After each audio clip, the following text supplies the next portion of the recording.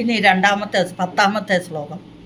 പരമ കിമു ബഹൂക്ത്യ ത്വത്പദാം ഭോജഭക്തിം സകലഭയവിനേത്രീം സർവകാമോപനേത്രീം വദസി ഖലു ദൃഢം ത്വം തദ്വിധൂയാമയാന്മേ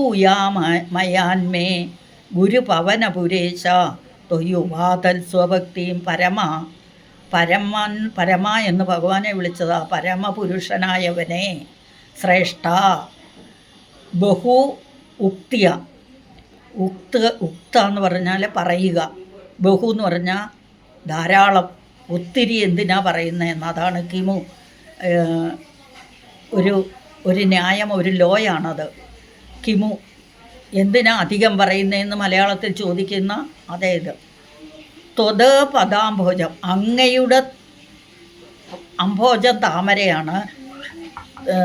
അംഭ എന്ന് പറഞ്ഞാൽ വെള്ളം, അതിൽ ജനിച്ചത്, വെള്ളത്തിൽ ജനിക്കുന്ന താമര. അപ്പോൾ താമര പോലെയുള്ള കാലുകളോടുകൂടി തന്നെ അങ്ങയുടെ പാദാംഭോജം എന്ന് പറഞ്ഞാൽ പാദങ്ങളാകുന്ന താമരയിൽ ഭക്തിയും, ആ ഭക്തിയുള്ളവനായി.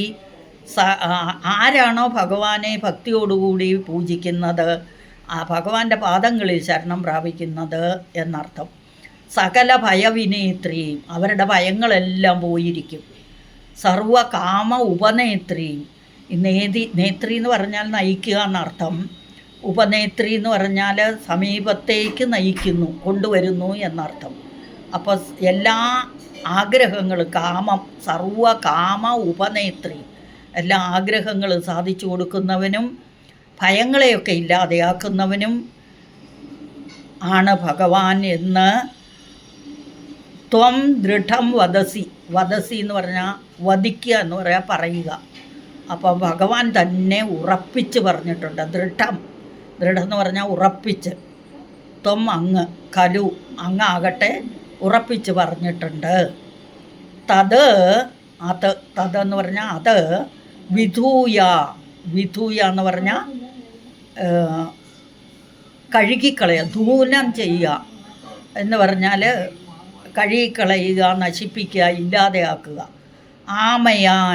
ആമയം എന്ന് പറഞ്ഞാൽ ദുഃഖങ്ങൾ. ആമയങ്ങളെ, എൻ്റെ ദുഃഖങ്ങളെ, എൻ്റെ ദുഃഖങ്ങളെയൊക്കെ ഇല്ലാതെയാക്കി.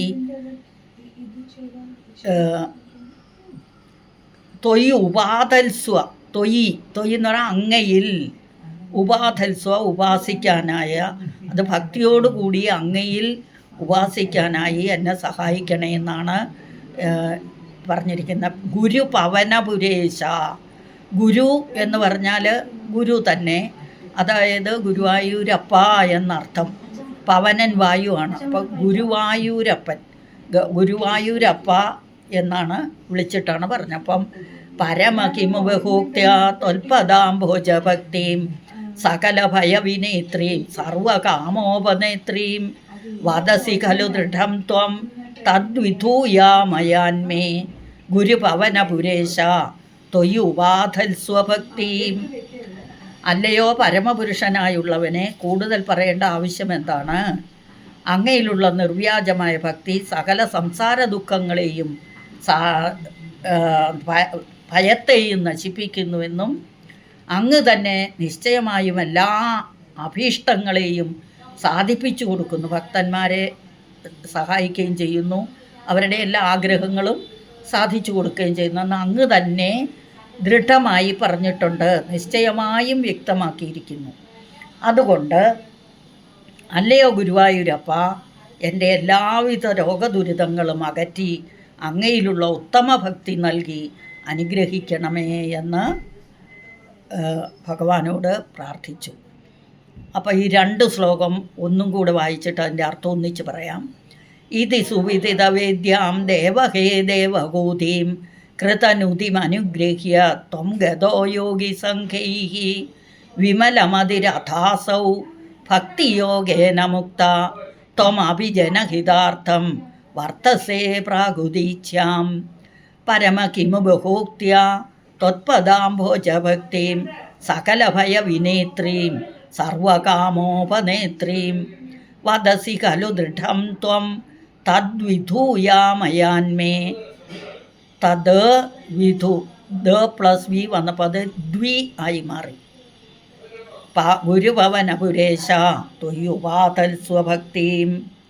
അല്ലയോ ദേവ, അങ്ങയാൽ ഇപ്രകാരം ഉപദേശിക്കപ്പെട്ട ആത്മതത്വങ്ങൾ ഗ്രഹിച്ച് അങ്ങയിലുള്ള ഭക്തി അതിശയത്താൽ അങ്ങയെ സ്തുതിച്ച് കീർത്തനങ്ങൾ ആലപിക്കുന്ന ദേവഹൂതിയെ അനുഗ്രഹിച്ചിട്ട് യോഗീശ്വരന്മാരോടുകൂടി അങ്ങ് അവിടെ നിന്നും പോയി. അതിനുശേഷം ഭക്തിയോഗത്താൽ നിർമ്മല ബുദ്ധിയായി തീർന്ന ദേവഹൂതി മുക്തയായി ഭവിച്ചു. അങ്ങാകട്ടെ ലോകാനുഗ്രഹപരനായി വടക്ക് കിഴക്കേ ദിക്കിൽ വസിച്ചു. അല്ലയോ പരമപുരുഷനായുള്ളവനെ, കൂടുതൽ പറയേണ്ട ആവശ്യമെന്താണ്? അങ്ങയിലുള്ള നിർവ്യാജമായ ഭക്തി സകല സംസാര ദുഃഖങ്ങളെയും ഭയത്തെയും ശമിപ്പിക്കുന്നുവെന്നും സർവാഭീഷ്ടങ്ങളെയും സാധിപ്പിക്കുന്നുവെന്നും അങ്ങ് തന്നെ നിശ്ചയമായും വ്യക്തമാക്കിയിരിക്കുന്നു. അതുകൊണ്ട് അല്ലയോ ഗുരുവായൂരപ്പ, എൻ്റെ എല്ലാവിധ ദുരിതങ്ങളും അകറ്റി അങ്ങയിലുള്ള ഉത്തമ ഭക്തി നൽകി അനുഗ്രഹിക്കണമേ. ഇതോടുകൂടി നമ്മുടെ ഇന്നത്തെ ക്ലാസ് കഴിഞ്ഞു. കായേന വാചാ മനസേന്ദ്രിയർവാ ബുദ്ധ്യാത്മനാ വാ പ്രകൃതേ സ്വഭാവാത് കരോമി യദ്യത് സകലം പരസ്മൈ നാരായണായേതി സമർപ്പയാ.